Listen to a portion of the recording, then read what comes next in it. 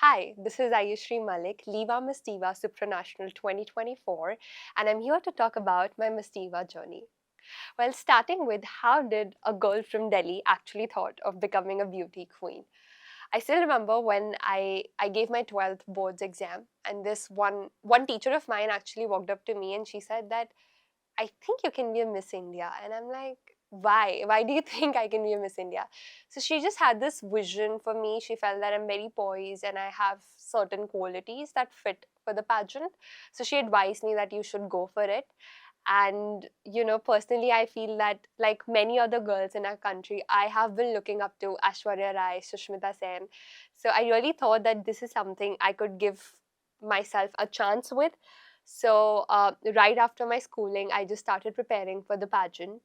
And my first pageant was Miss India, but later on, I participated in my most successful pageant, Miss Diva, as everybody knows me. How did I hear about Miss Diva? Well, I remember it was September 2024, and Miss Diva actually came in my life as a second hope because I felt very shattered, and honestly, my confidence was shaken because whenever rejections come in your life, they really move you.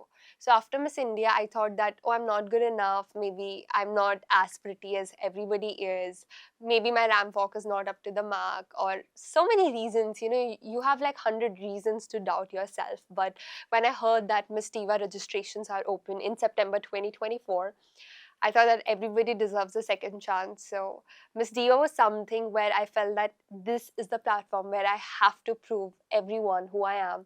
I have to reach my best potential and just give it my all. So I registered for Miss Diva, and soon the registrations were closed. Registration process is very simple. You just fill a form, you give your bio data, you send some pictures, and after that, there's a shortlisting process. So out of thousands of forms for registration, 200 girls were selected, and we were called to Mumbai for our on-ground audition. And I remember that morning I walked in with 200 girls, and everybody looked so gorgeous. But at the end of the day, only 50 selected girls walked out because the competition is so cutthroat, and everybody wants to be on the glamorous stage of pageantry, but it takes a lot. And that day I realized that if in future I happen to win Miss Diva, I'll be living the dream of millions of girls. So I was really more dedicated to the entire journey of Miss Diva since that audition. The person who has played the most valuable role in my Miss Diva journey is actually my mama, because she's in Delhi police, and you know how policemen are or policewomen are always on duty, and it's such a hard job. But despite that, she was there as my best friend, as my mentor. And if I've a breakdown, I would cry to her. If there's a good news, she's the first person I need to talk. She was there 24/7. Even when I came to Mumbai for the auditions, she was there with me throughout. I never felt that she was not there. So her support was throughout, from getting me the correct wardrobe, to help me style myself, to just seeing my ramp walk. I remember she would come from duty and I would just walk in front of her in heels, mama, see my ramp walk. And she would sit there with patience and, you know, just support me and uplift my morale. So without her, I don't think so I could have made this journey. I think the backstage memory that still makes me laugh was that, imagine we were 8 girls, we just had an amazing ramp walk, and we came back, and all of us just took our heels out and we are scratching our heels because the stage was so slippery, and all the queens just sitting down on floor, and everybody's, scratching the heels with whatever thing we can find, and it was so funny. So I remember when I was preparing for Miss Diva, I worked on my walk, I worked on my styling. I also made sure that I'm, sitting in front of camera, talking to it, I'm comfortable, I'm honest while I'm talking to camera. So a lot of things that came in, and obviously your fitness, you have to look your best. You can't fall sick, the weather is changing. It's very natural. We are humans. It's very common that you catch a cold and you might have a fever, but you're not allowed to, because if you fell sick, it is going to impact your performance. You have to take extra care for yourself. Just don't fall sick. Be in the right state of mind. Be healthy. Work on yourself, on your personality. Work on your styling. Everything. I think there are just too many factors that you need to blend together to come out as a perfect person that everybody sees on camera. What exactly was I doing when I made it to top 8? Um, you know how when people see India Pakistan match and India wins it, that's how people feel excited. That was my moment because I love the page of Miss Diva. The organization was actually updating results will be out in 2 days, results would be out in 24 hours. So when the final day arrived, when top eights were going to be announced, I shut my phone. I picked up a diary and I'm just writing, manifesting. I've got this. Ayushree's in top eight. I'm just, writing it down. And that's when my phone rang, and all my relatives, all my friends, family really congratulated me, and also pageant pages. I want to give a shout out to pageant pages because they celebrate your victory like that. Every time, whether it's going into top 20, top 8, or even winning Miss Diva, all the pageant pages have supported me, cherished me, and so many people on social media whom I don't know, but they're just random people who are happy to see me growing. So all that love came in. One most unexpected thing that I carried, I think I was the only one carrying it, was this box. It was a mystery box, and I would strictly tell everybody not to come close to that box because that box actually had my god. I believe in Hanumanji, so it has a little Hanumanji locket and my Hanuman Chalisa. And I feel that you really need to keep something sacred to yourself that you feel connected with. So I think, yeah, that was very unexpected that girls thought I would carry. I felt that in my journey, there was not a single person who made me feel down or who pulled me down. Specifically, the team, the organization, Miss Diva organization. I say it because I came from Delhi. There were times when I was like, "Oh, I don't have outfits, I don't have medicine." I just went to them and asked for help. That can you please help me out? I'm here alone in the city, and the team was not just being professional, but they lend a helping hand. So I think that's the best part of it, that you just really form bonds that goes beyond pageantry. So yeah, it was amazing. I think my routine in boot camp was actually kind of adventurous because every day would bring a new chapter in my life.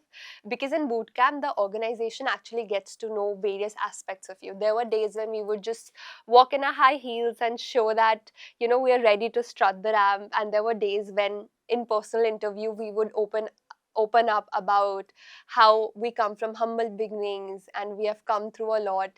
So there were days when things were emotional. There were days when you're all glammed up in front of the camera, shooting content for social media. So I think boot camp that lasted for like a week was actually a wholesome journey because every day just brings a new adventure for you and you just show different sides of you to the world. So it was really fun. Party. Party was the first thing I did after winning Miss Diva because why not? I mean, imagine a dream have come true and you have worked days and nights for it.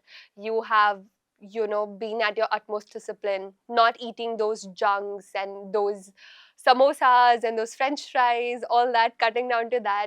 And then sleeping at a regular hour and just being very disciplined. Finally, when I have the Miss Diva crown on my head, I went crazy partying. I'm like, the night belongs to me. I'll be just grooving and I'll be dancing. So I really enjoyed it. For me, the entire journey was wholesome, but the most defining moment was actually the one before the finale night. Because that day I happened to meet the international team from Miss Supranational organization. When you meet people from the international organization, in my case that was Miss Supranational, I felt confident. I felt that, this is the organization that I can go to after if I get to win Miss Diva. So that moment really gave me that confidence that, maybe finale night could be my night. I might happen to win it.